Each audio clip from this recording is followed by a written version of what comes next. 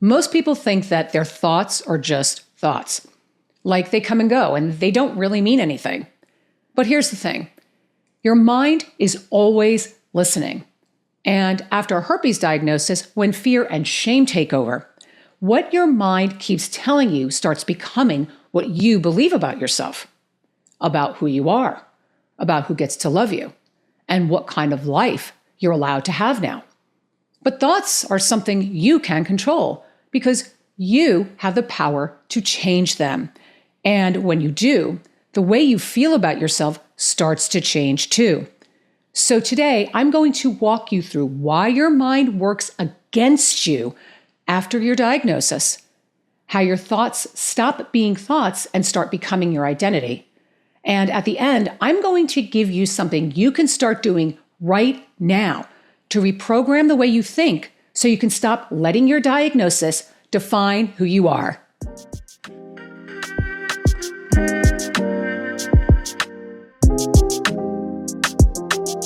Hi, I'm Kat Dupree, and I help people to navigate life with herpes. And if you feel like that no matter what you do, you just can't shake the way that you feel about yourself after your diagnosis, I want you to stick with me because I'm going to shed light on why this is. You see, most people think it's their diagnosis that's holding them back, but it has nothing to do with their condition and everything to do with the thoughts that they have about themselves after they're diagnosed. Look, when I heard the word, "you have herpes," I felt like my entire world was turned upside down. And when I got home from the doctor's office, my mind was racing and racing with thoughts like, "You're so stupid. What were you thinking? Nobody is going to want you now." But those thoughts were just thoughts, and they mostly came from the stigma surrounding herpes and what society tells us to believe about ourselves. And yet, for a long time, I believed every single one of them, and you probably have too. The moment you got diagnosed, your mind didn't just react to the news. It went to work, digging up every fear, every doubt, and every negative thing the stigma ever told you about herpes, and then turning them into thoughts about who you are now. There was a study done by researchers at Queen's University in Canada, and they found that the average person has around 6,200 thoughts every single day. And other researchers and psychologists believe that it's anywhere between 12,000 to 60,000. And what's interesting is that they all discovered that most of the thoughts people have aren't new, that they're the same ones that they had yesterday and the day before that, and so on. Psychologists call this negativity bias. And that basically means that your brain is wired to pay more attention to what's wrong than what's right. It's actually a survival mechanism that goes back to our earliest ancestors when scanning for threats meant the difference between life and death. And although herpes isn't life-threatening per se, for a lot of people, it feels that way, as if life as they knew it is over and that everything they wanted for themselves is suddenly out of reach.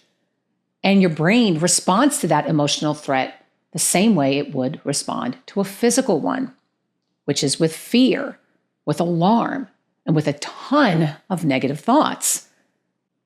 Dr. Joe Dispenza teaches us in his book, Breaking the Habit of Being Yourself, that your brain doesn't just respond to what happens to you. It responds to the meaning you give something. So when you give your diagnosis a meaning that's driven by fear and shame, your thoughts start reflecting that back to you every single day. Now look, your mind isn't working against you on purpose. It's just doing what it was designed to do, and that's to protect you from rejection, from judgment, and from putting yourself out there and getting hurt. So it tells you things like, no one's going to want you, because in its own way, it thinks it's keeping you safe. But the problem with that is that your brain can't tell the difference of what is actually true and what just feels true. It doesn't fact check itself. It just keeps going back to whatever feels the most familiar. And if what's familiar are negative thoughts about your diagnosis, because that's what you were programmed to believe, then that becomes your reality. Now, I want to be very clear about something. Some people aren't going to want to be with someone who has herpes. That's just the truth, and there's no getting around that.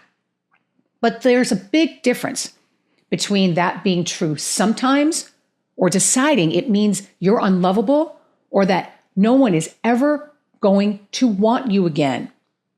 One is a fact, and the other is a conclusion your mind made up. And those two things aren't the same. And that distinction right there is everything. Because once you understand that, you could start changing how much power your thoughts actually have over you.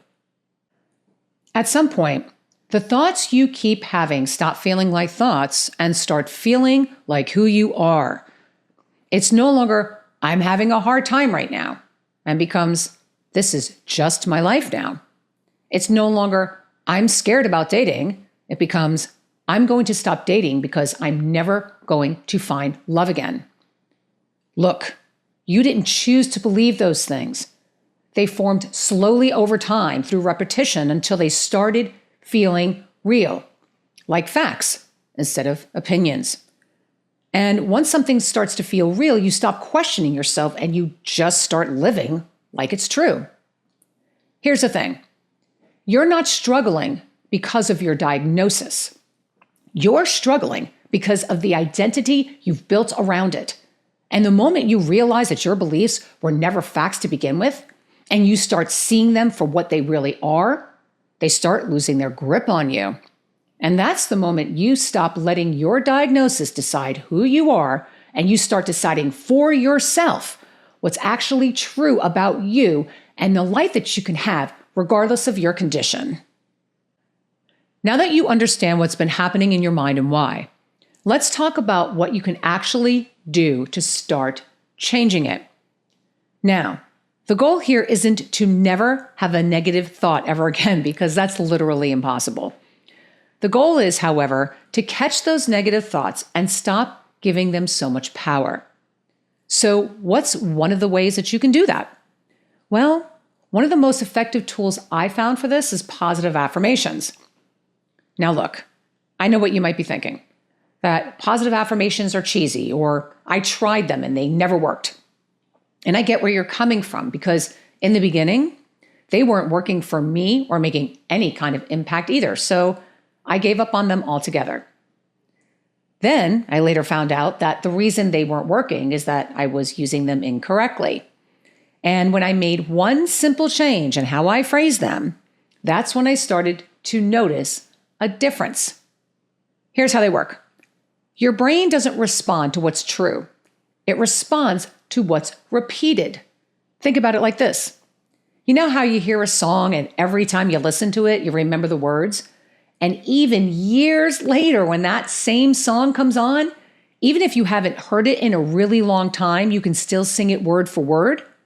Well, negative thoughts work the exact same way. The more they're repeated, the more you memorize them, and then they start to become true. New thoughts work the exact same way. So when you replace negative thoughts with positive ones, eventually those are the ones that you memorize. You literally reprogram your brain to believe those thoughts instead, and then you start living from those repeated thoughts. Neuroscience actually shows us that repeated thoughts strengthen neural pathways in the brain, which is exactly why your negative beliefs feel so real. But when you introduce new thoughts consistently, your brain begins forming new pathways along the old ones. And over time, those new thoughts stop feeling forced and start feeling like yours. Okay, so how can you put this into practice? First, here's what I want you to do.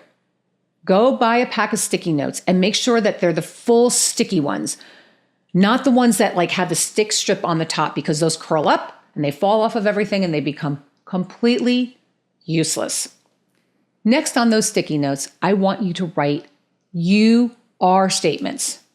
Things like, you are worthy, you are enough, you are loved, you are a great catch, you are beautiful. Now, here's why using you are instead of I am statements is so important, because this is the one change that made all the difference for me. When you say you are, it puts them in a third person perspective, which creates separation from your inner critic. That separation allows the words to slip past the resistance of your conscious mind and forms a new belief in your subconscious mind. When you say, I am, your conscious mind often fights back, saying, no, you're not, because it's remembering what you've been telling yourself for a very long time, which turned into your current beliefs and your reality. And there's a name for this. It's called self-distancing. Ethan Kross, a psychologist at the University of Michigan, found that when you refer to yourself in the third person, it actually reduces the grip your inner critic has over you. And over time, as those new you are statements are repeated, your brain starts forming new neural pathways. This is referred to as neuroplasticity, which is basically your brain's ability to rewire itself based on what you repeatedly think, tell it, and experience. And it's exactly how you begin replacing old beliefs with new ones. And this is exactly why this method worked so well for me. So to get you started, I'm going to drop a full list of you are statements in the description, so you'll have plenty to choose from. That way you can get started writing out your sticky notes and placing them wherever you can see them every day. I had them on my bathroom mirror, on my fridge, and even on the dashboard of my car. I still have several of them on my wall in my office, and I change them up frequently. Now, the key is to be consistent with it. You aren't going to write them out once and then just forget about them. Each day, you're going to look at them and either say those statements out loud to yourself or quietly in your mind.